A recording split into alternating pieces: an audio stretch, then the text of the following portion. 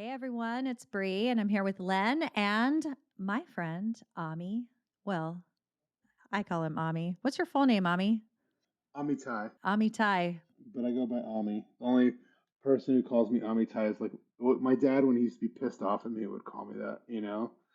But I don't really know that anyone else does, so we can just go with Ami. It's cool. Well, we won't get pissed off at you. Don't say that, you might. No, never. Never. You never know. You never know where the podcast can go.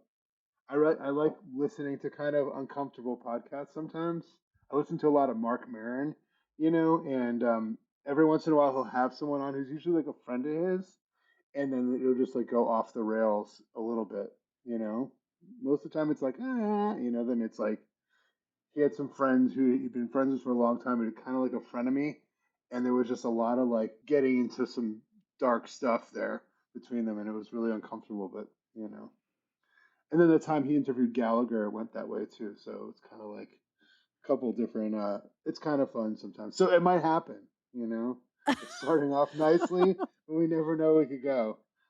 That's right. Well, I feel like we have to hang out more so I can learn the deep dark secrets, and then we can do that. Okay. Len, did you say hi? Say hi, Len. I did. Hi, didn't I? Oh, maybe I didn't. I don't Hi, remember. everyone. Hey, Len. It's really lovely to have you here, and I'm excited about today. Me too. Me too. It's weird meeting people in the middle of a podcast, isn't it? It is.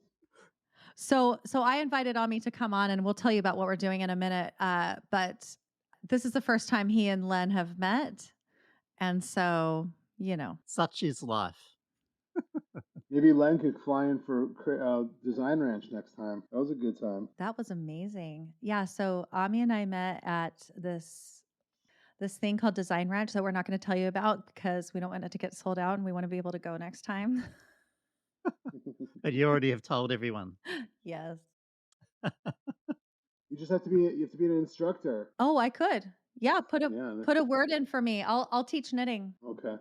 I'll tell them. It's too bad you can't do. You could do podcasting, but they don't let digital stuff happen. So No. I can teach. I can teach easy knitting. I'll come over and teach. they could always use more people. So I met Ami at Design Ranch, like I said, and he told me about this thing called Creative Mornings, and I've been to it a few times, and we've seen each other, but not spend a lot of time together. And so this is really a treat for me. So one of the things that I kind of hopped in on at Design Ranch is Ami was an instructor. And what did you teach, Ami? I called it Intro to Gonzo drawing. Okay, yeah, and I think I love Gonzo. And I think I even do. Ralph Steadman is one of my absolute all-time favorite illustrators, There we and go. I have a whole row of Ralph Steadman books, and he was one of my absolute drawing heroes with his pen and ink and his color. And I have a couple original lithographs of his work as well, done by an art gallery, I suspect. They're professional lithographs. They're reproductions, but they're signed and numbered by him. And I bought them in London, and 30 years ago, and I still haven't framed them and put them up actually. So Gonzo is incredibly close to my heart. Well, so we'll get along. Yeah. now that we're talking about it, and I'll tell you about my experience. We're going to talk about me later. So, you guys, tell me more about this because I am not familiar with Ralph Steadman. I'm not super familiar with this drawing. I've only seen Ami do this in person, and I'm completely fascinated. In fact, pause for just a second. So, right now, he is actually drawing new cover art for us as we're having this conversation. So, we're going to post, if you follow us on Instagram, we'll post some of the videos and stuff like that. So, but this is really fun because this is like a little meta, in talking about it while it's happening, which I think is really amazing. So, Ami, maybe you could tell us more about it. Len can pop in. I'll ask questions, however you want to do it. So Gonzo, for those who don't know, not Gonzo from the Muppet Show, but the other Gonzo.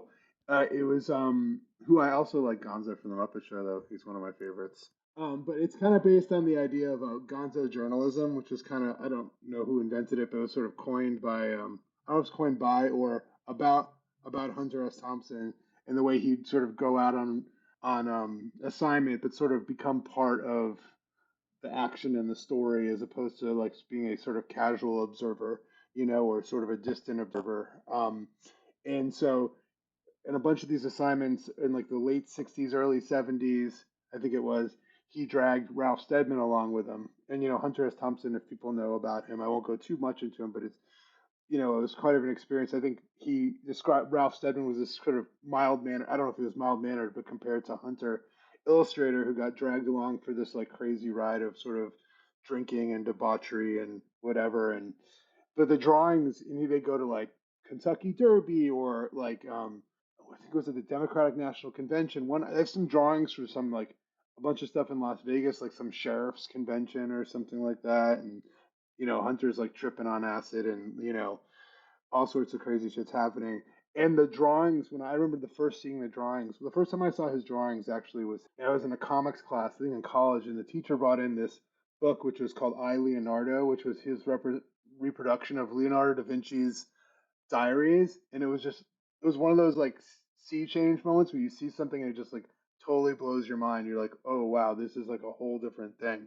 I have that book, and it's one of my hero books. And Yeah. being a Leonard, and also when I was a little boy, like really small, I made a business card called Leonardo de Metcalf. I used to have that. So when that book came out and I grabbed a copy of it, I pored over it. And you know how I said I collected one of his, a couple of his lithographs. I actually have one of the illustrations from that book with the guy with the really long hair. It's almost a Jesus sort of look, and the big table. And it's an amazing, absolutely amazing book, isn't it? By Yeah. Leonardo. Yeah, it's crazy. Just like the way the motion and the lines and the representation and just like everything happening. So, and then I bought the last second book I bought was called America, and it was kind of a composite of a lot of these things he did with Hunter S. Thompson.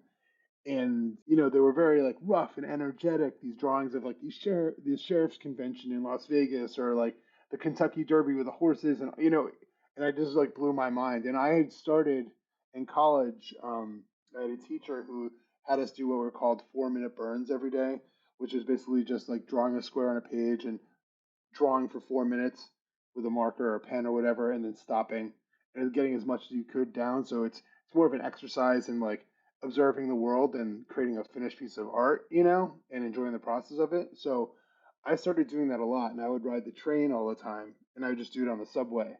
And I started drawing people on the subway all the time. And inspired by all this, like it was for me, it was like kind of following out what Ralph did is he would use a few lines to capture like the essence of these people, or someone like Al Hirschfeld, who I always really liked too. If you guys are familiar with Al Hirschfeld, they used to do a lot of stuff for the New Yorker and all this famous theater stuff in New York. Is like almost figuring out what's important about what I'm looking at and how can I capture it as quickly as possible, and so the speed and the energy of the drawing is kind of based upon like capturing things in real life in the real world, and like what would be happening would affect that. Like I would be on the subway and the subway is bumping around and moving, or it becomes crowded and it's cramped, and all the everything happening around me starts to affect the drawing, and just learning how to draw a new way, because you couldn't sit there and do your 3 point perspective and your perfect compositions. You kind of just captured the energy of the place as quickly as you possibly could before it went away. So I started. That's kind of the inspiration for Gonzo drawings, kind of going out there and capturing and drawing and creating in the real world, and in a way which captures what's important about what you see and what's important to you. So that's kind of what the origin of Gonzo drawing is. And when I moved to Austin about 12 in 2011, obviously there's no train to ride anymore. So I just started going to see music a lot more, because obviously music's super accessible here, and I kind of brought that kind of vibe from the subway to music, because especially with energetic bands, they're moving around. I'd go see bands like punk bands, and I'd be in a pit, and there'd be people landing on top of me, like I'm getting kicked in the head by a boot, whatever it is. But you kind of use that energy to kind of in your creative process as opposed to trying to run away from it. So that's kind of the origin of Gonzo drawing, is the idea of of drawing all the time in the real world and capturing the vibe of what's happening, you know. And that's kind of the basicness of it, you know. How do you know like what you want to focus on? Or maybe you're not super focused, but like how do you know what you want to create? I don't even know how to put this into a question, but that's my question. How do you know what to draw? I mean, if I'm out there doing it not on assignment, just for myself, I think it just kind of calls to you. You know, it's like you.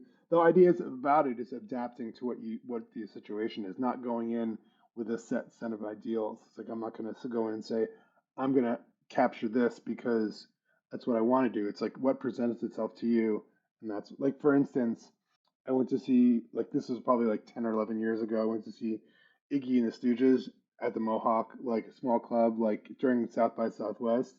And I started trying to draw him, and you can't like he's nonstop. There's no pauses, there's no whatever. It's like nonstop movement.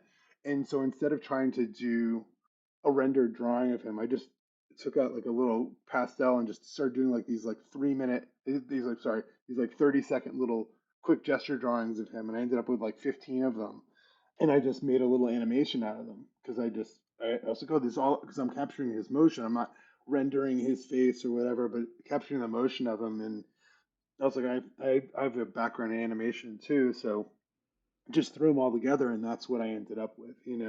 Actually, I went to see the other day. I went to see a band called actually twice last weekend because it was free week here in Austin.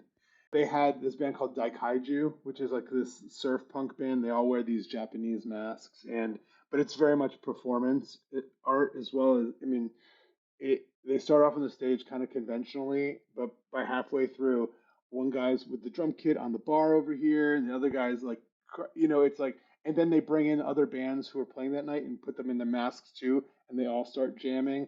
And I swear it must have just been people from the audience playing drums. I don't know what was going on, and it was just mayhem, and it was like there wasn't any real way. I kind of just went with that, like I focused on the masks and those expressions, and kind of moved out from there, and kind of did quick lines, and then did quick colors, and and just went with what was presented for me, as opposed to being like I need to make this like this, because that's not how I saw it, and I could have tried to render it, I don't know what would happen, but it wouldn't have had the feel that I was experiencing at the time.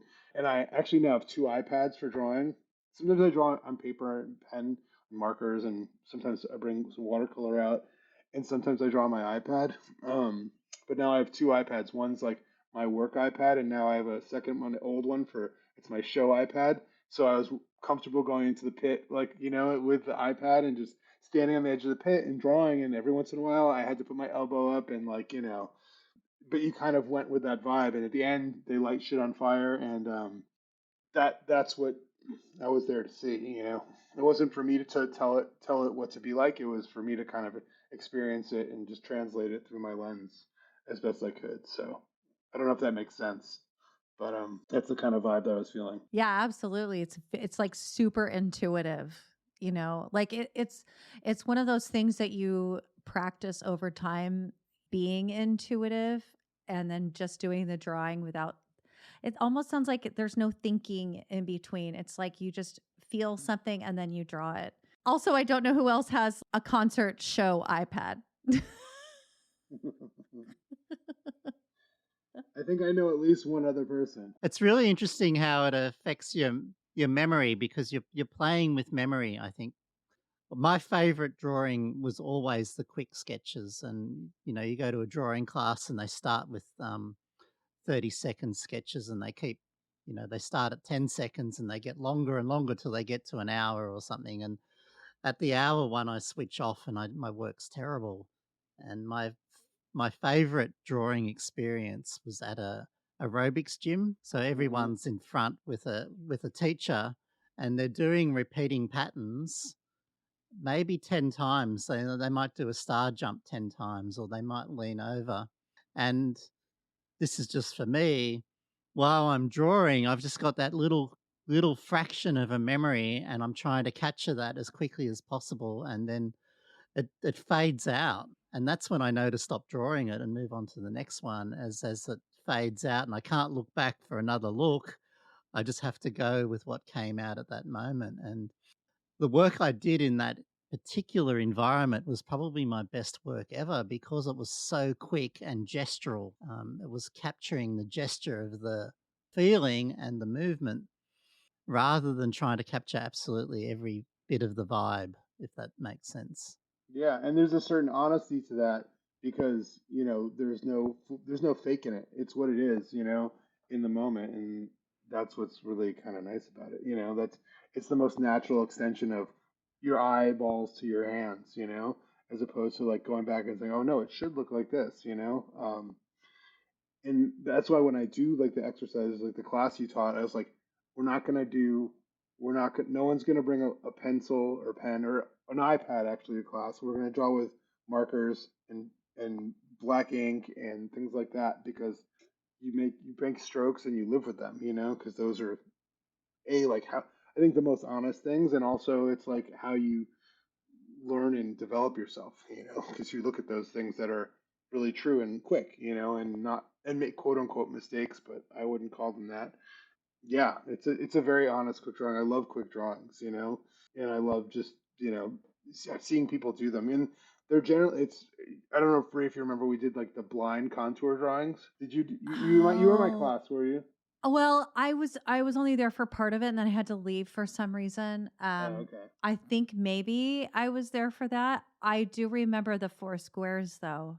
Oh yeah. I was there for that. And if you've been listening to this podcast for a while, I've not considered myself any kind of drawer at all.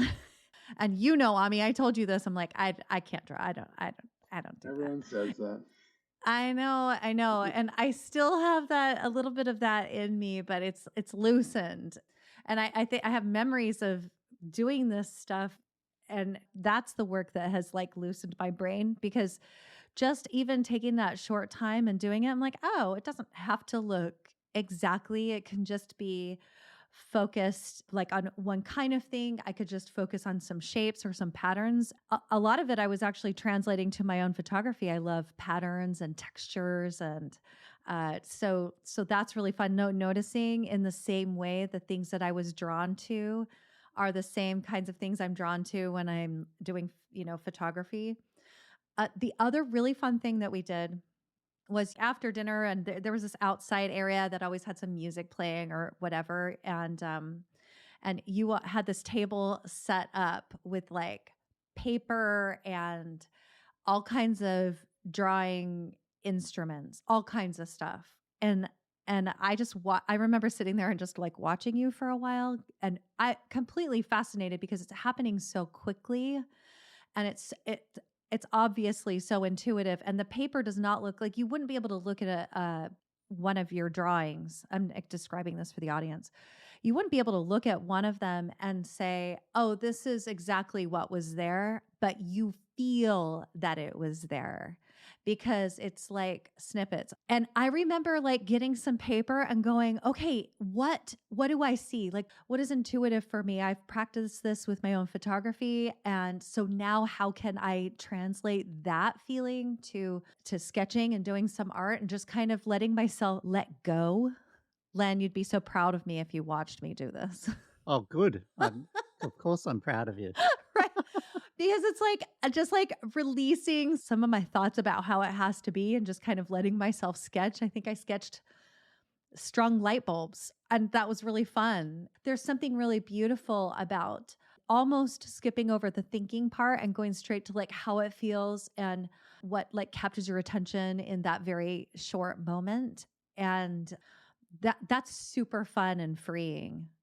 I love I love the whole concept. I want to do it more. I need to get out my sketchbook. Yeah. But it is so much about the getting rid of the thinking and actually being the doing, isn't it? That's so much of the joy. And when you were talking about Gonzo drawing and having to be in the moment and taking in everything that's there, that thought has to leave you because you have to get to the actual doing, don't you? So much. Yeah, I mean, I think that's the That's what you really want to get to. I tell people because they're so much, they get so wrapped up in like, this is, if they're drawing like a teapot. I always use the word teapot. I don't know why I say that because it's just, but I'm like, oh, it doesn't look like a teapot, it doesn't whatever. And I'm like, forget about what you think your brain tells you to look like. Just go completely brain dead and just like let your eyes go straight to your hands and bypass your brain. I mean, that's really what I want people to do, is forget about what you think you're supposed to be and just let it be. Because that's what people get wrapped up on, like I can't draw a person. That's so hard, but if you just put down what you see, then it's actually not hard at all, because it is what it is.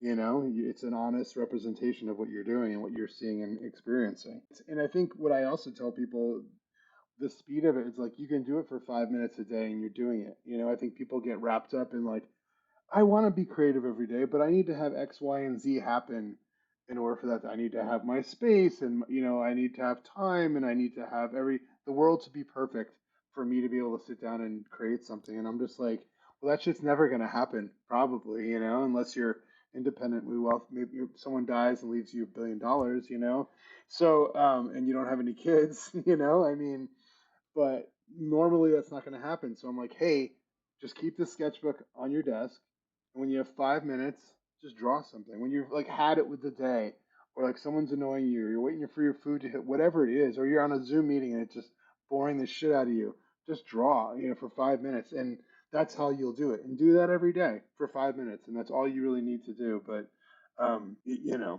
that's what's great about it. The speed and the immediacy of it is that you can do it anytime, anywhere, and it doesn't have to be.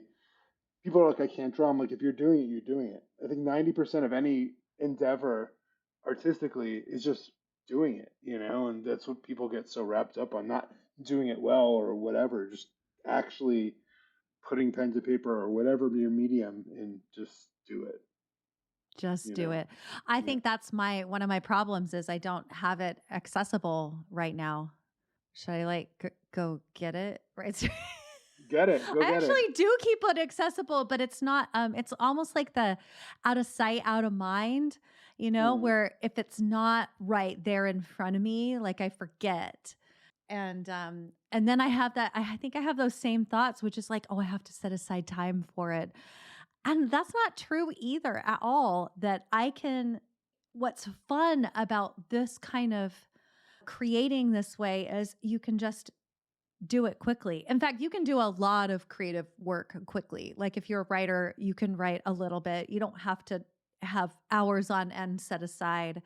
If you're a photographer, like I actually do this in photography. So if you are a photographer and you're listening, I don't know what you do, Len. I like just like if I see some interesting light, I'll take a quick photo of it. It's like a visual inventory, and I'll tell you, I had my phone listening to an podcast episode while I was taking a shower on like a little corner of my shower glass, and I have this square window, and it was coming in the light was like coming in sideways, and just created these really pretty lines, and so I just wiped my hands off and grabbed my phone and leaned over the shower and took a photo. I feel like that's the same thing. I Yeah. didn't even think about it. I just grabbed it and did it. So that's still photography. It doesn't have to be some sort of like fine art in the whatever museum. No, I mean that's like about living, creativity all the, every day in your life, which is I feel like if, first off, everyone could do that. I think the world would be a lot saner and less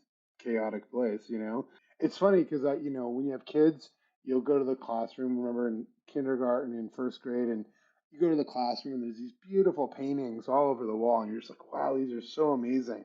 They're so energetic and so colorful and so full of like, you know, amazing ideas and just funny and observations.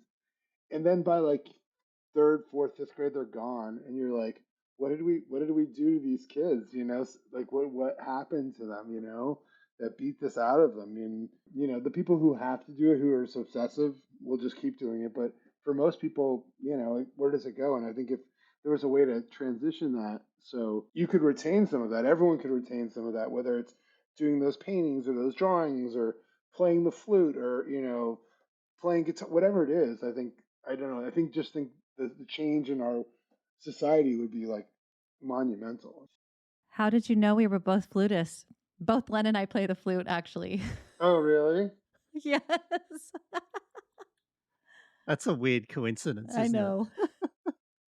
You guys ever do like a duet on the podcast? Or No. a dueling flutes, maybe?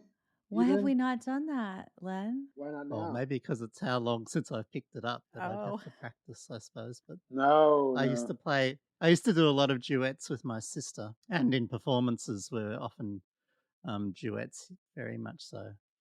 It's interesting how much of that is forming a habit, isn't it?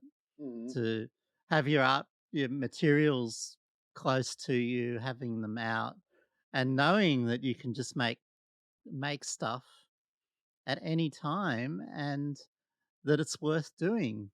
It becomes a habit to pick it up and go, "Oh, that's worth doing," and recording, and not to doing it for prosperity or some other reason, but just because you love enjoying that moment and playing with it and turning it into something else or making something with it. I'm really out of my habit of writing at the moment, and getting back into the habit of doing it regularly is really hard. And that you have that same thing, like, oh, it's too big, but really, I just need to start with a two sentences and Yeah. get into the habit of doing it every morning and every day, and then it slowly becomes easier and easier.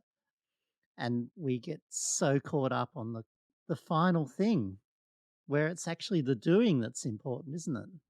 Yeah. It's the doing is the moment of absolute joy that we want to concentrate on, rather than the product or the finished art object or the drawing or the photo or the written piece. It's a meditative practice of getting into that space whenever we possibly can. We live and choose to live a creative life. Yeah, and I think that's you can see the transformation in people, when they do it too. Especially people who haven't done it in a long time, and they pick it up, and there's this sort of look on people's face, this kind of feeling that comes over people when they can create, even just for a few minutes. That changes the way they interact with other people.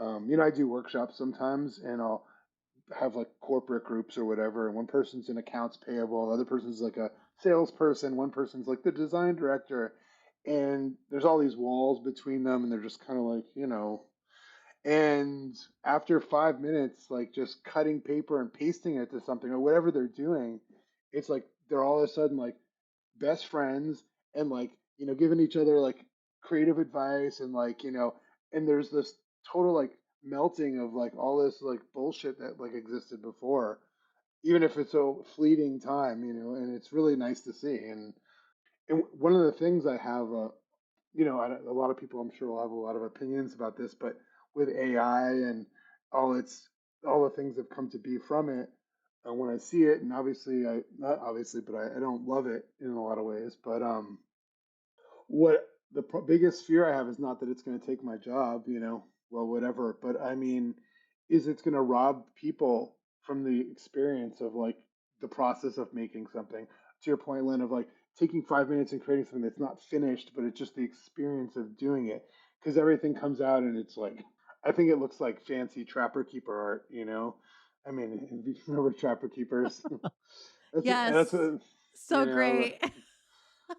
but for I don't know if everyone on your podcast knows what trapper keepers are, but for Gen X I don't people, know. You have to Look it explain up. it to me, I think. so a Trapper trapper keeper, keeper. so every Gen Xer in at least America, when they were like in probably from second to sixth grade, had a trapper keeper, which is like a just a binder that they take to school, but it had like this very glossy art on it.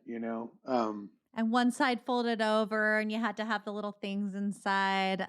They were expensive. I don't remember owning one.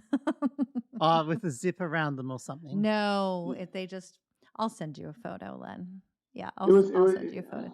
it was very much about the artwork they had on them was very yes. Anyway, so like and you start to think like if people aren't making and creating and doing these things, what does that do to and people aren't writing in a really raw way and people aren't exploring mediums, because everything is just like, oh, I'm just gonna add some prompts and I know I'm oversimplifying it, but what happens to not just to people, but what happens to society if you stop making things, that way. I think that's happened to photography as well. That I flick through Instagram and I'm bombarded by perfection and this certain look in the art at the moment. And it feels it's become through saturation into my life overly worked and finished and perfect. And like personally, I have such a strong push away from it to make for individualism and to make stuff that is imperfect. But it becomes a block for people entering it, doesn't it? That they look at that and go, well, that's what everyone else is doing. That's what I have to do. That's what I should be like. Hmm. And then they try to do it and they can't be like that. And the real pure joy isn't making something like that. It's making work that is meaningful and interesting for you. And it's engaging and takes you off into that beautiful headspace of being a creative without worrying about the quality and what everyone else is going to think about it or trying to fit in like everybody else. Yeah. I just see the divide getting bigger between the digital, like perfection-y AI space, and then the space that's the complete opposite, which is almost like where you live, Ami, which is like we don't care about perfection. We care about the humanity of the work. I work with clients who are like, I want more time to create. Like, I want to be out there doing it, making stuff, on the regular. How do I get more time for that? And I think part of that is, at least that's some of my clients' problems, but I think that some of our problems is we got like so many things, including social media, that kind of pull our attention away. That, like, how can we simplify things and get back to actually creating and making stuff with our hands, or like just doing the stuff.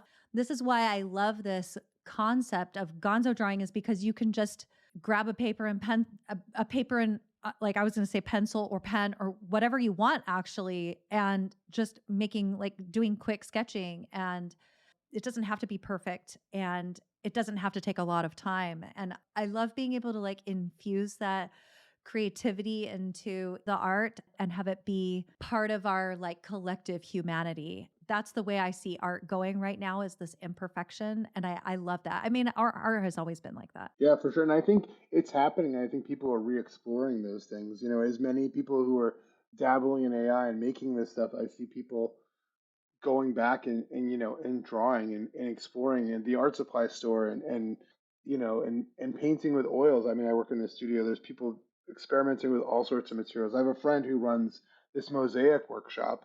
People get really into it. They come and they make mosaics and work with tiles, and sometimes they work with set tiles. Sometimes they crack up ceramics and build their own thing. But there's this very much this desire to do that, and even and this might be cliche, but even like how people have come back to vinyl, a lot. My kids, one of my sons, he buys a lot of records. He has a record player, sits and listens to the album as it was recorded and wrote, and like there sits with this like beautiful, perfect and imperfect thing at once, as opposed to having to cater and create a playlist of everything that's exactly right, that sounds digital and is all, he doesn't need to do that. He just sits and listens to a record. So I think there's always the need for people to do that and the desire to. So I'm not super worried about it. At least Right. that part. I mean, there's always the robots shooting off rockets and stuff. I don't know about that, but as far as the creativity thing, I think people, as long as we're out there reminding people about it. I went to I do like this work for UT sometimes where I'll go and they'll have these like visiting professionals do like a residency with the students, and they'll come and they'll do some panels, they'll sit in some classes, they'll do some lunches, and I just follow them around and sketch things they say and sketch the people and stuff. And at the end, I make like a big poster, and there are a bunch of them hanging in the office commemorating each visit. But I was really encouraged. This guy came from Adobe. He works on the Adobe Firefly, which is their AI product. In Adobe, they have a bunch of AI stuff built, generative AI stuff built into like Photoshop and Illustrator now.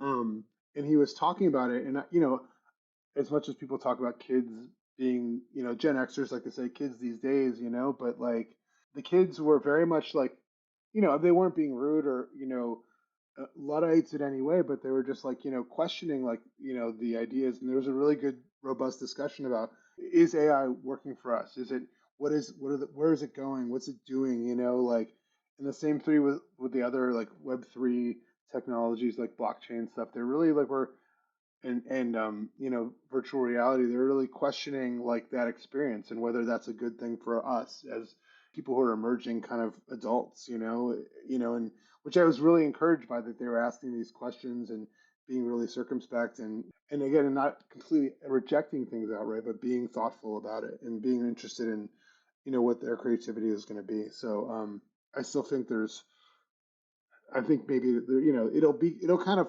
fall into our society, but hopefully in a way that becomes more utilitarian than taking over the idea of creativity. But who knows? I'm super hopeful for the next generation because if they're already asking those kinds of questions, like I was thinking, oh, we're just going to go all digital. But if they're already asking those kinds of questions, that's really amazing. Like they see the value of being human. And I don't know. I just love that they're actually questioning it versus going, okay, yeah, this is the next great, latest and greatest thing. Let's embrace it, which they might be, but they might also be doing it in a way that also embraces like who they are and how how they want to do things and having things be imperfect.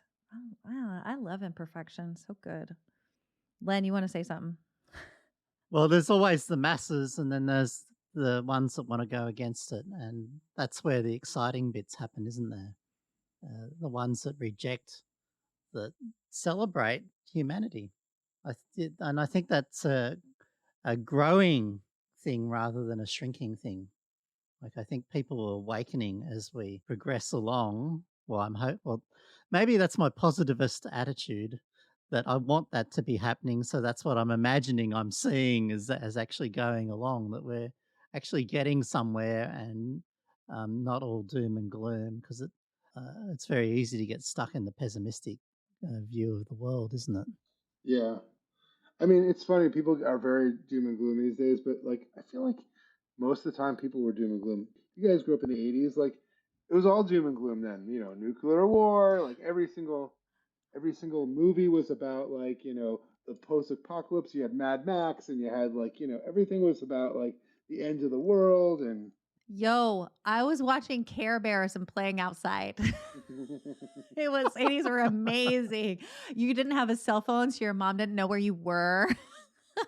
You could lie about where you were going and they couldn't track you, no tracking. right?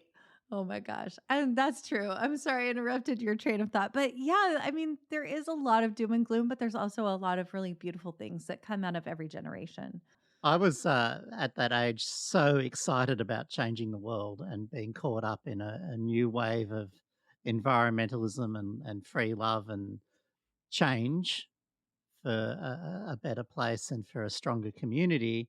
And it's fascinating. My son is just about to hit 18, and he has the same enthusiasm. Like he's off to study law. He wants to change the world. He wants to do good things. He doesn't have a pessimistic attitude towards the future. He has that similar enthusiasm that I had in the 80s, and I thought many people had. And I wonder if it's always there, or whether it is when things get particular hard, like they have in the last few years. There's a wave coming out of that of going, well, stuff that. We're not going to accept that. It's time to do something differently, and let's change again. Yeah, for sure. I mean, I think it's in our nature to do that, which is I think our saving grace. And it's funny. People are so worried about the world, and sometimes I just like walk over. I used to walk over the Brooklyn Bridge a lot, when I lived in Brooklyn, and I would just marvel at the Brooklyn Bridge, and I'm like, this is something that they built 150 years ago, and like it's standing here today and carrying millions of cars a year, and like, and you can see the bolts and all you really look closely at the bolts and all the cables, and you're like, man, as much as like people are just don't have their shit together and are just like all over the place and whatever, they built this, and that's amazing. And it stands the test of time. So maybe, I don't know, there's hope for us yet. Even though the guy who built it basically died doing it. But besides that, besides It that, is perilous. yes. Um, Ami, I was wondering, as I have another podcast where I ask people, well, it's a photography podcast. I think I've talked about it on this one before. But we talk about stories and experiences. And I'm always curious, like, has there been a favorite time that you've done some work that you've just thoroughly enjoyed or felt really meaningful, or you just like had a blast doing it? You just felt like high afterwards? are you talking about like a period in my life or a very like specific like day? Either. Yeah, a time that you did it, or it could be a period of time, and what were you doing? I'm just so curious how this like affects you personally, because we're all passionate about our art, and I want to hear about yours. Well, I don't know. I like doing things together with people. Like I think either having some sort of a group interaction is really where it becomes more fun, and more satisfying. Like when I've done, I'll lead group art projects, and that's pretty sad. Like seeing people creating and hoping that I was sort of a catalyst is probably the thing I like the most, I would say. Mm. Just like that, there's that. Like I've just seen people look, I think I talked about before, the transformation in people when they come out and we create something together, I think is amazing. So those have probably been sort of the best things, or at least when something I've done actually had meant something to somebody, like unsolicited, when someone had said this affected me in this way, out of the blue, someone would say that to me. That is really amazing, and that's those are the things when you think that the work that you're doing is really having an effect on somebody or some people, So I think I don't know if I have a specific time or anything, but it's funny every time I'll draw people and I'll turn around and I'll see them have made their profile picture or something, the portrait I drew of them. So that's always kind of fun. But I was just talking to a portraitist, and she said it's amazing watching people come to life on my canvas, and then seeing them see the work, because there's something different that's even almost more real and alive than having like your photo taken. And so seeing someone actually create you from their hand or their mind is, I think there's something really magical about that. And so it doesn't have to be a pen, or it doesn't have to be paint.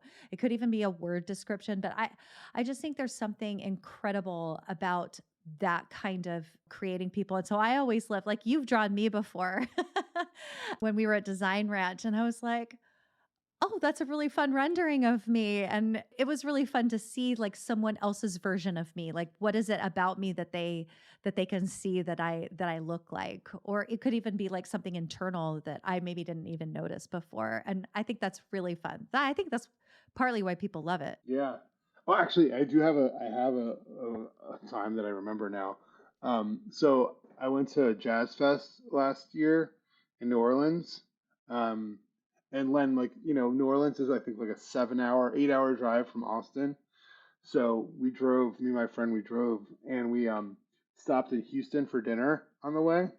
We went to this Vietnamese restaurant. We walk in, and like the host is sort of like, go, they're whatever, kind of not paying me that much mind. And I sit down with my sketchbook and I start drawing, and he sees me and he comes over, and all of a sudden he's like paying a lot of attention to me, where he was kind of not paying any before. And he like takes out his phone and he shows me this picture of like a painting. He just sees me drawing. This is the catalyst for it. I wasn't drawing him or whatever. He shows me this picture of his daughter's painting, and he starts asking me what I think about it, and if she thinks she's talented, and this and that and the other thing, and some, a very personal thing. And then this other waiter comes over and he's looking at the stuff I'm drawing, and he's like starts talking to me, and he's like, I'm trying to get into social media and I'm trying to produce videos, and telling me his whole story. And then this other waiter comes over and he's like, I'm drawing him, and he sees me drawing. He's like, he starts telling me about how he had just moved from Vietnam and how he felt good about being in Houston because he's gay and he was able to be open about that there, and he something he couldn't do in Vietnam as easily, and then how he wants to be a jazz singer and how he loves Louis Armstrong and Nina Simone and like all this stuff. And it just, and it wasn't even like about the art itself so much. It was just the act of creating that brought all these people out and, and interacted with me in a way they never would have otherwise. Ordinarily, they would have served our food, said hello, and said goodbye. And this was just like we got to interact with these people on a very personal level that I never would have otherwise. And that was like, for me, was like a really amazing experience as for one. And that happens a lot when you're out there creating art. I think a lot of people come and talk to you, and the interactions can become really interesting. People open up, in a way that they don't normally do. It's a kind of like a magical transformation because of art. That happens. It's really kind of interesting. Were you going to say something, Lynn? I was thinking about what to say. Well, I was thinking about you.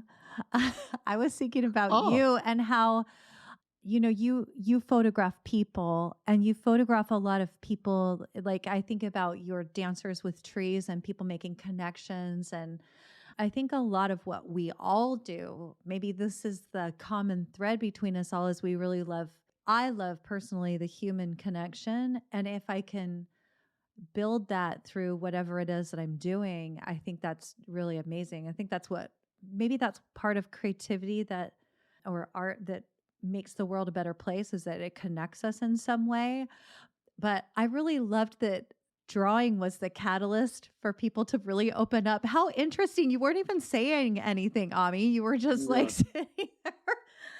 But I have to say, like, in general, because I've sat next to you while you're drawing, and you're not standoffish. You're like very open and come look, and you're very free and with letting people like look over your shoulder. You're not trying to hide it. You're just like, hey, I'm doing this. This pen is actually just an extension of my hand already, so it's just doing what it's doing on its own.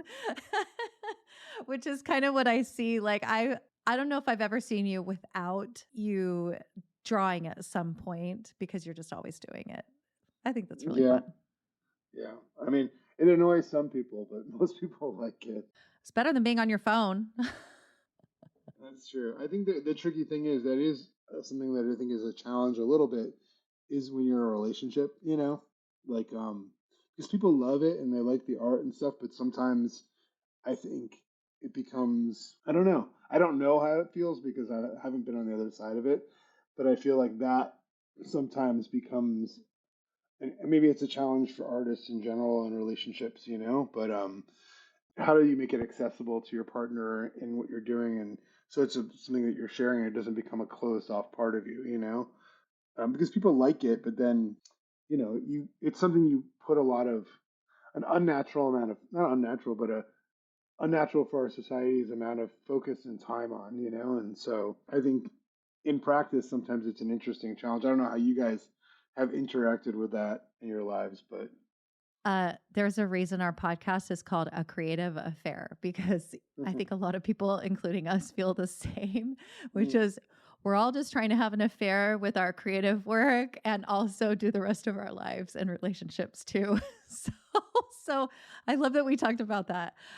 That's kind of where this title, like where the name came from, is because we truly are all having this affair with our creative work. And how do we include other people or bring other people into it or whatever, or balance the rest of our lives with the things that we do. it's something I've always struggled with and with different people. And I seem to have my best relationships, friendships with people that actually have an understanding, who are creatives in themselves, who have their own obsession and that like maybe co-creating or creating at the same time or being in the same mental space and making art at the same time. And then when that isn't there, the disconnect just grows and grows until it often, because of my love of my art and my affair with my own art is so strong, it gets in the way with relationships with people that don't understand that or don't have their connection for themselves with something so obsessively that they live and breathe it their whole life. And for me, it's been a very, very long, hard road of relationships trying to find that balance in there. I feel like I've failed miserably for my whole life in actually, and never seem to have got that bit right. And it's something I actually ache for. Like I ache for an affair with someone that actually manages to get the creative side continuing beautifully, whether it's through like an artist muse relationship or through a co creation or through a collaborative partnership, or a writer and an artist, or two artists that make art together, or just want to be in the same space making the same sort of art, not making identical art, but You need your own Georgia, and you want to be Stieglitz. that's right. And I love being in the bush. Like I could wander around taking photos of trees all day, every day, or um, meeting people and photographing them, and being quite social in that prospect. But to live a life without the creativity and someone or a relationship that doesn't celebrate it or embrace it, and in some ways, I think, and this happened particularly when I was younger, and I think I've learnt to let this go. But someone who worships it too, in not in a royal way, but in an authentic acknowledgement way of, hey, I understand that this is special for you and what you're doing is really, really exciting. And, you know, what can I do to help you keep going? Like, Yeah. that's my dream, whether I ever find that or not. But I've always held that up as some sort of wish for a relationship. I think I have that in some ways. I mean, like, my husband's very supportive. He'll sometimes say, "Oh yeah, yeah, go off and do that," but sometimes he's like, "Do you have to? Could you just stay home?" But he's like super supportive. It's been a journey though, because at sometimes I was very obsessive about it. What were you gonna say, Ami? Oh, I was gonna say. No, I mean, I was gonna say that the obsession part is an interesting point. Like, it's almost not even if it's art, but if you don't have something that you've ever been like so obsessed with and needed to have that feeling inside, if I don't do this thing, it's I'm not going to be feel fulfilled, or I'm not going to be able to, there's something I need to get out and it just has to do. Like if someone hasn't ever felt that, it's really a hard thing I think to understand, because there's a different set of sort of priorities in life sometimes, like whether your priority is, being able to like relax and just feel content, like, or whatever it is. I think sometimes that disconnect is really hard to bridge, not having the feeling of like, I need to do this thing. Cause like, you need to do this thing. You need to do this thing. I need to do this thing. So not everyone has to do a thing. So when you spend that time and energy on it, sometimes that is something I guess people just can't really understand, and when it becomes a difficulty because you're spending a lot of time on it, or it's like interfering your time together, or whatever it is, or your garage is a mess, whatever the thing is, then that's where it starts to like, when that understanding isn't there, it becomes something which is becomes difficult. I've noticed at least a little bit. I think too, it's scary for people that don't have a thing that if they're exploring, if they like want to find something they're passionate about, I think sometimes it scares people. I haven't met a lot of people like that, but I think it can feel really scary. Like, what if I find the thing and it consumes me? Because I have this like obsessive personality. It's a good, like, I don't drink. So it's a good thing because I would be drunk or whatever, like, I like try to stay away from all the things that would like suck me down you know, into the obsession. And my husband knows that I'm kind of prone to getting obsessed about stuff. He goes, "Oh, I was working on something." He's like, "Oh, I see. You're obsessed about this now. I will leave you alone." And I was like, "Oh, Ooh. great. No, we get it." But also we don't have little kids around anymore. But I do think it can be really scary to find that thing. And I think it's like almost like a longing that if you've ever longed for something and you're not doing it or Mhm. experiencing it, and you like want it so bad, or you want to be doing the thing, then it's hard not to be, or it's hard to find the balance between the the other things that you want to do in life and this kind of newish thing or something that you're really passionate about, and how do you manage all of that? And so I'll say this about it, but I think it's an art. I think the whole thing is an art. You're experimenting, you go down into the obsession, you're like, oh, maybe that didn't work, and so let me try this other thing. Let me experiment with maybe doing it this amount of time, or however it needs to be, or maybe you have the conversation with your partner or whoever, or whatever it is. I just think it's all an art, and it's all personal to figure out how that works. But I do know it can. Like, we don't have to go, destroy. I don't think destroy. I think there's a lot of people that do amazing things that are very obsessive and it works for them. And I think that's amazing. It doesn't work for me. And so I'm always experimenting. How does this work? I've always had problems with people getting jealous of my attention, that they want that a bit of attention while I'm actually obsessed with the art making. That's, I think, is one of the things that's caught us up in the past in relationships, if I'm being totally honest. How much of that is my problem for shutting people out when I am obsessed with things, or whether it's their problem for not giving me the space to do it, I'm not really 100% sure on that one. It's definitely been problematic with my relationships. Not every relationships, but some of them along the way. I did not know this is the direction this conversation would go. I mean, truly, all of this can really be sort of a struggle. But if we truly are like committed to something and we love it, then I think we're willing to put in the time and the work to figure it out and kind of, figure out how it works for us. It was interesting because last week we were also talking about a similar thing. You and I, in our last conversation, what did we talk about? We were talking about how you've changed from having quite a strong direction of what an episode needs to look like to being relaxed and allowing it to flow. And yet here we are talking about, well, relationships, but really what we're talking about is, under all of this, is being creative. And the whole point of Gonzo, in one respect, is being in the moment and allowing it to flow to wherever it goes and following it as it sort of unfolds without having a clear direction. And that's actually the beauty in this type of drawing and in being an artist, is not knowing what the outcome is going to be, but to allow it to develop through the process of making it. And it's such a reoccurring theme in our discussions and with people and with ourselves. And what we're promoting is that letting go of the outcome is really important.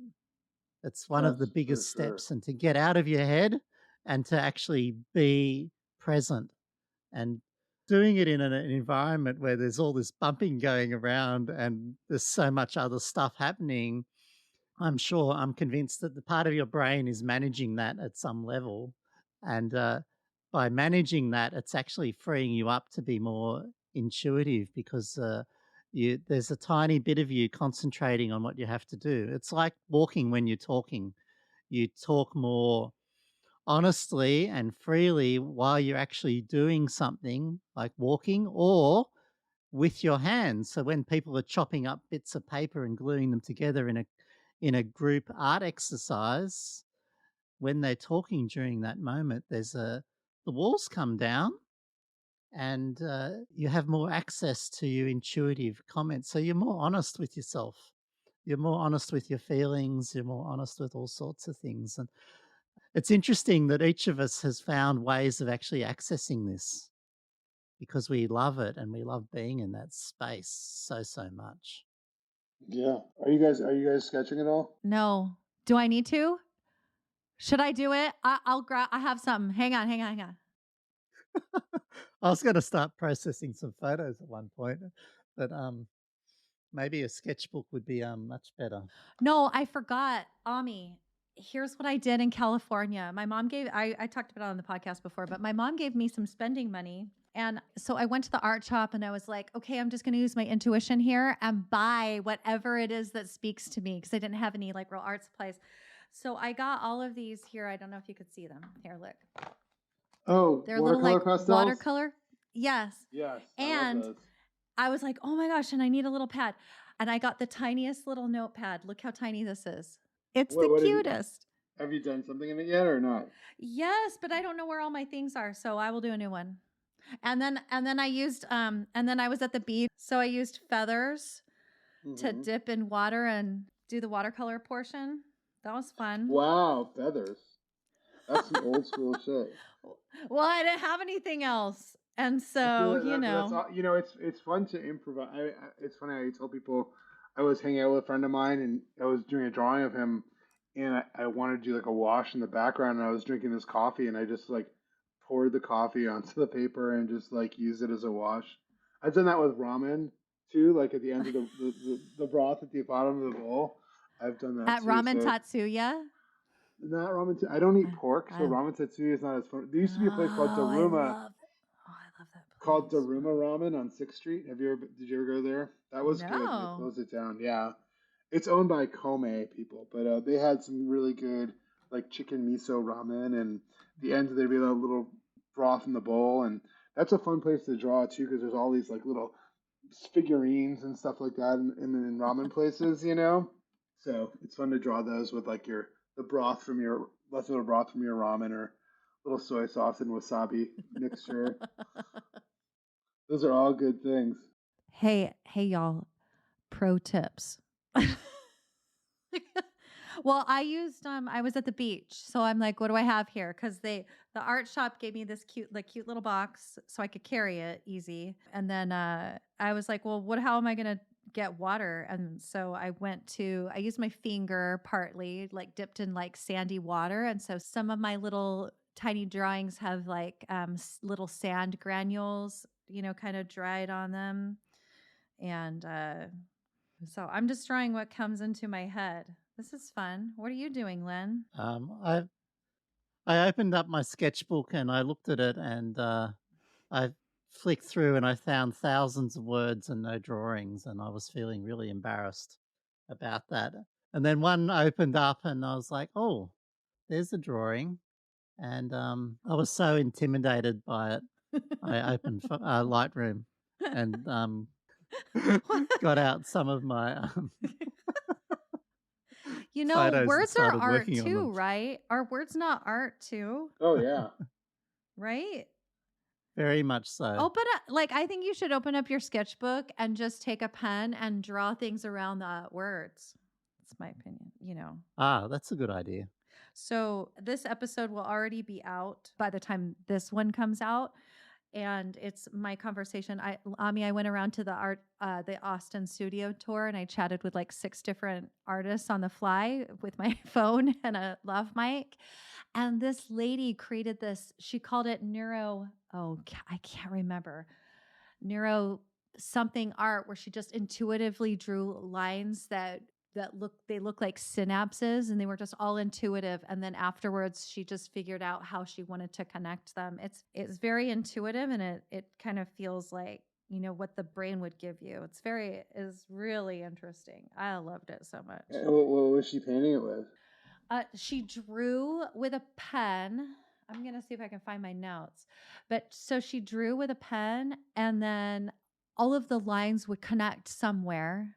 And she didn't like the harshness. And so she would create a connection, somewhere. And I think she used watercolor to color in some of it. I have a photo somewhere, but I'm not quite sure where I got to find it. Neurographic art. So that's also very like really intuitive, I think there's so much about art that's very intuitive, and I don't think there's one way that's better than the other. But if you want to just have fun on the fly, I feel like this is a fun way. That's a good point though about the better than each other, and something that actually really bothers me kind of are like how much there's like a art contests and art sort of hierarchy these days. There's so many like oh, the best of this, the best of that, and like who did it better, and I'm just like, if people are doing it and they're doing their own thing, like there isn't like a better or worse, there's just different approaches and different visions, and that's kind of what makes it amazing. So the judgment, I mean, I don't know if you guys apply to a lot of like public art projects or things like that, but it's like there's something like super frustrating in sort of almost contest nature of it, competitive nature of art, where I think art shouldn't be competitive per se, at least not in that way. I really struggle with art competitions, and I get asked to be a judge regularly. Yeah. And it's interesting that I have to sort of play with the two of them in my mind ethically. I really not very good at entering them, and I find them to be very same, and it's like a it's like social media. It creates it seems to create a mediocrity in what a public opinion is and what things should be. And yet then I'm actually really excited to go off and actually judge. And I think part of that excitement is when I do it is I try to be against the grain as much as possible, Hmm. and to I don't know find artworks that really are different rather than Yes. perfect, or ones that are incredibly emotive towards me. And I pursue it as a what I'm looking for is which one moves me the best. So rather than a list of 30 criteria, it's which one grabs my attention and which one do I want to keep looking at, or which one do I actually want to have in my own home, and embrace the pure subjectivity of it and totally get rid of the objectivity. And when I'm standing there handing out the prize, I'm like, this is just my opinion, and I hope you all disagree with me, because that's what art should be. And it's not the best or anything. This is just who I wanted to give the prize to today. But I really struggle with it, and I hate going in them. Like I think I've been in one in the last 4 years. I think, And I honestly. know which one. Same one I was in. Which one was that? There's a new competition called the Natural Landscape Awards, and I haven't entered very many, but I like the principles of this one, and I've used it in the past to curate my own work versus like try to beat everybody out. And Hmm. so I only enter work that I personally love. I'm not trying to impress anybody, but it's kind of a catalyst for me to like do my own personal best work, like whatever that means. Hmm. This is really fun. I'm licking my feather now, as one does. It was interesting because they offered a video discussion about the judging process only if recently, or maybe it was a blog post, and on analysis of that and my work, I realized that my work had done so much better than I'd imagined in my head when I looked at my marks, and because they gave you the marks and all those sort of things. And it totally shifted me about the pain and the disappointment I had actually in it. And that's why I don't go in them, because I don't want to have to keep going through that terrible set of feelings each time. The emotions of not winning. Yeah, Yeah, exactly. we all like to win. All right, here's what I got so far. It's just a little crazy. Wow, that's amazing. I don't even know what it is, but I like color. Yeah, it looks great. I kind of go into them whenever do something like that. It's mostly applying for city projects and stuff. I'm just like go in with the Right. lowest of low of expectations. I'm like, I'm not gonna fucking win this, no way. And then I usually don't. So it's like it goes. So, but I was selected in the first round to do like a workshopy thing at South by this year, and I was like, oh, that was surprising that I got kind of made it that far. So that was exciting, but I didn't make the final cut. But that little part was exciting for me that I made it like that cut for South by. So maybe next year. So he's talking about, for anyone that doesn't know, Austin is pretty famous for like our music festivals. We have one in the fall called Austin City Limits, and we also have one in the spring called South by Southwest. There's like a video portion and then a huge music week, and anyway, it's just huge and amazing, and anyone comes in, so and does it. So it's pretty awesome, I'm not gonna lie. Yeah, I mean for music, it's amazing. Yeah. Okay, I was gonna say something and I can't remember because I'm a little distracted by my art because I'm not as skilled as you are, Ami. Stop it! Yeah, I don't like to hear that. All right. Okay. Wait. Here. No, Let me. no I'll. self-deprecation allowed.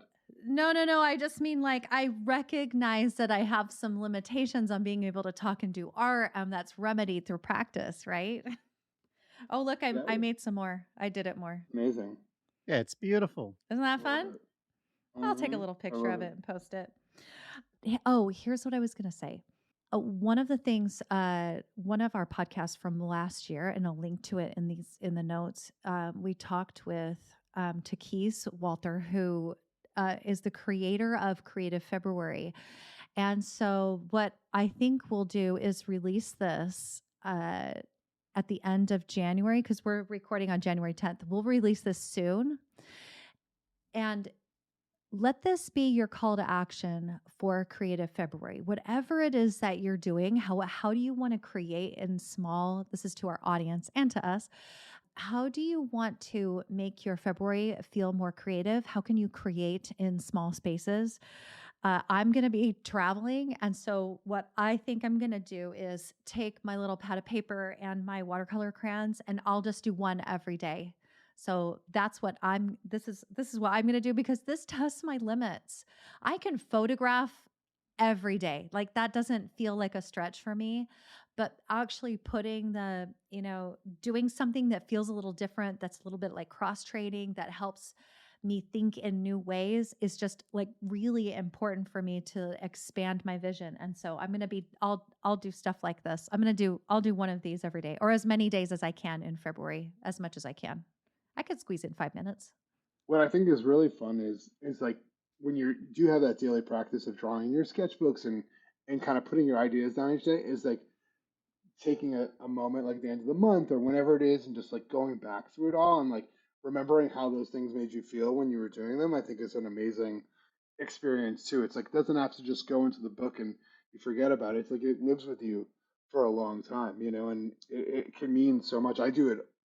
I'll sometimes just, especially when I'm cleaning up my house, I'll waste a lot of time in the middle of the cleaning process by just like throwing all my sketchbooks on my bed and just like start thumbing through them all. I'm like, oh, I remember this. Oh, this is a good idea. Oh, I love this moment, and this person, whatever it was. And so when you do that, I think too, one of the pluses is not just in the moment, that's a great part of it, but just like having that moment for posterity in your own particular way, and capturing those moments, whether it's abstract or whether it's literal, whether it's words that, that means something specific, just a note or whatever, or if it's something abstract, just remembering that feeling is the way it brings you back is really amazing too. I love that aspect of just drawing every day and keeping a sketchbook. Sketchbooks I think are the best thing in the world, is like because it becomes this precious composite depository of like so much, and like in a way that almost nothing else does. Like I'll have a lot of loose drawings and stuff, and that's great. But when the sketchbook itself is so much bigger than, what is it, the sum of its parts, it just becomes something completely special. So I think the idea of keeping a sketchbook is like for any kind of artist, whether or a writer or whoever, or if you're just doing all these things, it's like the best. The oldest vehicle, and it's like the best vehicle to continue to have and use. So Do you have a huge shelf of them all the way back? oh, oh yeah, I got a ton of them. I used to draw in like little ones, especially when I was in New York on the train. I'd have something I could probably either put in my pocket or something. So I have all these little ones, and then I went through a phase of like huge sketch pads that I would keep too, and so I have them in all sizes, and a lot of them will have like little notes in the back, or just like where I wrote down phone numbers, or I'll find like all sorts of fun things that are inserted into them too. So they're the best. I love sketchbooks. So yeah, all you kids out there, that's what you should get for Christmas or Hanukkah or your birthday, whatever. Go out and get one. Just go get one. You don't need a special occasion. No, just get it now. We give you permission. I have a couple of rows of sketchbooks and I'm always buying more of them and people are giving them to me and I have them for my dreams. I have one sitting next to my computer. I have ones that I take just to workshops to make notes in. Mm-hmm. And then the drawing ones, they're interspersed with bits glued in there and Yeah. bits of writing and then lots of drawings. But I actually, to be honest, now that I'm sitting here listening to that, I was like, oh, I wish I drew all my drawing class drawings into sketchbooks when I was young. And because I did a whole lot on separate sheets, and there's some rolled up under the bed, there's some in the plain cabinet, and they're not on the shelf in the sketchbooks. And I'm like, oh, that was a missed opportunity. Because as single sheets, it's a very, very different experience than pulling off this book off the shelf and wandering through it, because it's just so magical, isn't it? To remember Yes. what you did. It feels like a lifetime ago. It's amazing. Yeah. I mean, you could take them and cut them up and paste them in there. That'd be a fun Oh, project for a I could. Saturday That's afternoon. right. There you go, Lynn. You could Well, paste them that's in. right. And my Lightroom catalog has become my sketchbook. Like I now I use my phone to take screenshots of words, even or writing, or I take photographs to put into this never-ending pile of images. That's in many senses is my sketchbook of my life.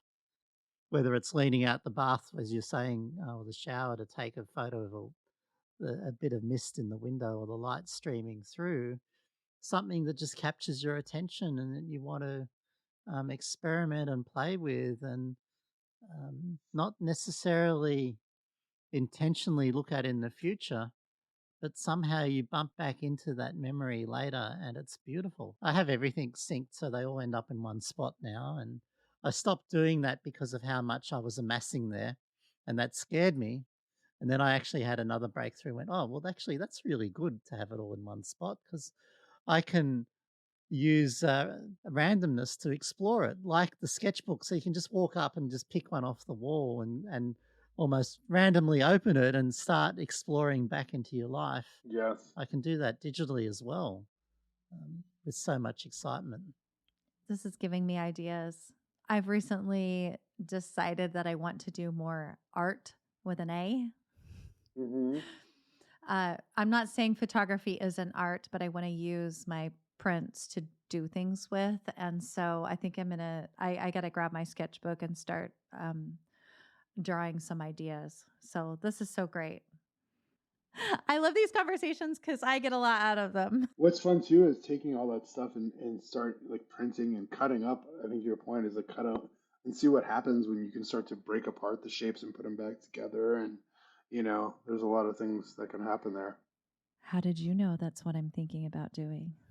Cause I'm psychic.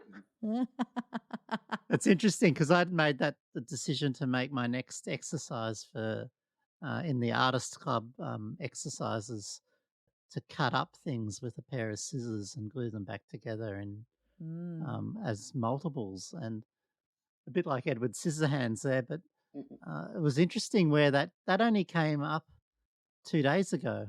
It was the thing, and I've been thinking I better write that up before I forget it. And thank you for reminding me. Yeah, you'll write that up when we're done today. Yeah, it'll go straight in there. Mine's going to be more tearing, but we'll see. We'll see what happens.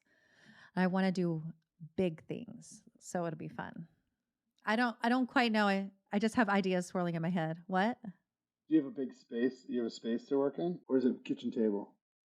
No, I have a space. I had to clean it, but I have a space. It's getting clean. That's part of balancing my life, is cleaning up after I trashed it over Christmas.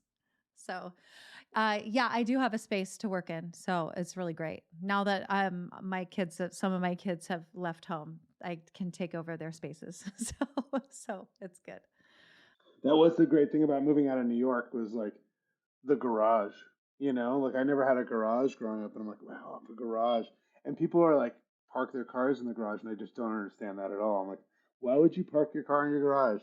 That's what outside is for. It doesn't get cold here that often. Like, why are you parking your car inside? Such a waste.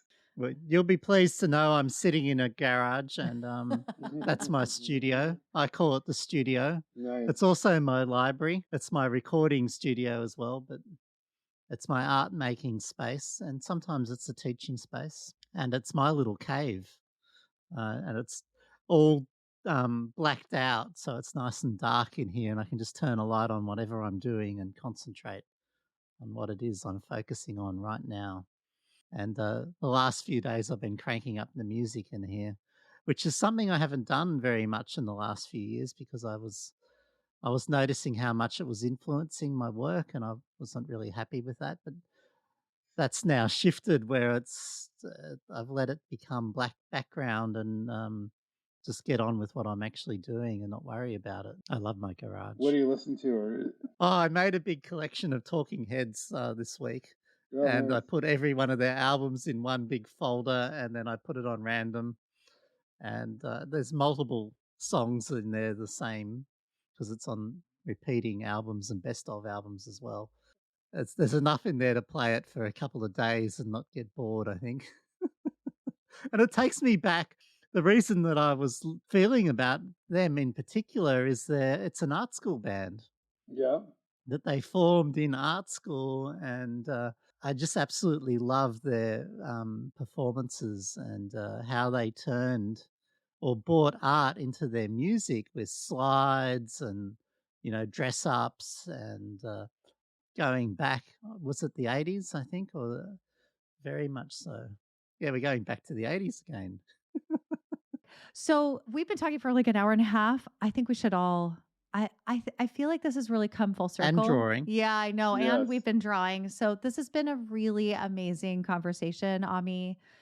Thank you so much for joining Yes, us thank you for and having me. I appreciate it. This was really fun. taking the time. Yeah, isn't it fun? We love doing this and talking about so many different ideas about creativity. And then I think this is the first time we've like created on the actual episode. Maybe we should do that more. Yeah, make that your thing. Your Right? new thing. Right. We'll bring our flutes next time. At the end of the year, you have like a show of all the art created on your podcast. Oh, there you No one, go. I don't know that anyone's done that. Well, not that I know, but I'm sure maybe they I have. actually do know a girl. I do know a girl. She has like an improvisation podcast and they do that and it's fun. So it's awesome. Well, Len, do you have anything you want to say? I want to say thank you for showing myself to myself and through your eyes. I know I love that. And it's interesting some of the things you picked up on, and I'm looking forward to having a closer look. And it's been a pleasure to meet you You too, man. and have this conversation. And I want to wish you well. And, one day I hope we meet in person and I get to wander through some of these sketchbooks in your house there and find out a little bit more about your art and who you are. I think would be a really exciting journey and talk a bit more. Yeah, well, it's great to meet another Ralph Steadman fan too. There's a bunch of us out there, and when we connect, it's really always an amazing thing. Oh, one of the things is that there's a movie, isn't there? And with I don't is know it this Johnny movie. Depp is in it, maybe? Oh yeah, And yeah. it's Ralph Steedman and Hunter S. Thompson on their trip to Vegas or the something, Fear and isn't it? Loathing Las Vegas. Fear one? and Loathing in Yeah. Las Vegas? Yes, based on the Yeah. book. Yeah. Me and my friend have been toying with this project about going on the road, and that kind of trip to New Orleans was a little bit of like a proof of concept of going on the road and connecting people with art and see how that could happen and what kind of either what I can create or inspire other people to create as well. And yeah, the idea of being out there, and I think for me, the idea of being out there amongst people creating and inspiring them to create or seeing what they're creating is probably like the best case scenario of like the creative life I want to live. That's why I like music, I think, so much, because you're actually observing other people's pure creations and pure like forms of expression, and it's really sometimes when I draw somebody who's a performer, I get to know a lot of the performers, but sometimes I feel more connected when I'm looking at them, drawing them, then sometimes it's hard to have a conversation with them even sometimes, and this is like sometimes the purest form of connection with them. So anyway, I could talk about that for a while, but yeah. I love it. No, I love it. I think that's the thing is back to the creative affair part is we can all talk about what we're passionate about for so long. And that's what makes these kind of conversations really beautiful. And Ami, I just really appreciate you sharing what you're passionate about. And thank you for being my sort of new friend from last year. I can't wait to see you more. You're welcome. Well, hopefully I'll see you at Creative Mornings. Yes, yes, I'm going to put it on my calendar. And I'll just say last, thank you for inspiring me. And y'all, I hope Ami inspired you to go and just create every day little bits. Yes. I good. just suddenly opened my my journal, my diary, my sketchbook, and started writing. So thank you for the idea there. You're That's welcome. inspired me for thinking about interviews and interacting with people. And I'm like, oh, there's something there because it's one of my little obsessions at the moment is figuring out interviews. But thank you. Thank you, guys. We can't say bye. So we're just going to fade out into oblivion. Well, it's funny. I do a monthly Zoom call with my family and not a monthly, weekly one because my brother lives in Prague, my mom's in New York, my dad is in Israel, my other brothers, they're all over the place, and and what's funny is that we can always end those things well because I do it on Google Meets and it cuts you off after an hour. So it's a good way to kind of like finish things because you're just like we're talking, and you're just like boom, it's over. There's no Boom, it's over. negotiating or anything. Yeah. Hey, real quick, do you do any sort of workshops or anything online? We're going to put links to how to find you and your work in our episode description, but tell us like how we can find you or if there's anything that people might be interested in. Yeah, I mean the best way to really find me is on Instagram. It's where I'm most active at AmiRocks73, AmiRocks 73. My website is GonzoViz, GonzoViz.com. I have a lot of work up there as well. That's some of my more corporate work, and then some of my just fun work as well. And I do workshops. I don't have any scheduled right now. I was talking about doing something in the spring, so I'll definitely. But if you sign up, go to my website and sign up for my newsletter, or follow me on Instagram. I always post about that stuff and send out emails about it. So you could always find out more there. So hopefully I'll be doing more soon because I like to do them. I just been kind of crazy. So I did a couple in the fall, which were great. So hopefully the springtime we'll do some of them as well. It's been the holidays, and go follow Ami because he posts really fun stuff. It's so fun to like go to your Instagram. So it makes me so happy. All right, everyone. Thanks, Ami. All right, guys. Thanks, Lynn. Thank you, guys. Bye. Bye.